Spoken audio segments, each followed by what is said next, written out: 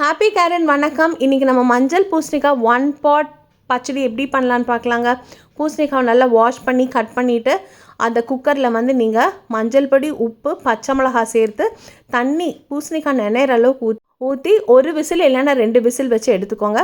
பூசணிக்காய் beta carotene, vitamin A, vitamin B, C எல்லாமே நிறைஞ்சிருக்கிற ஒரு வெஜிடபிளுங்க.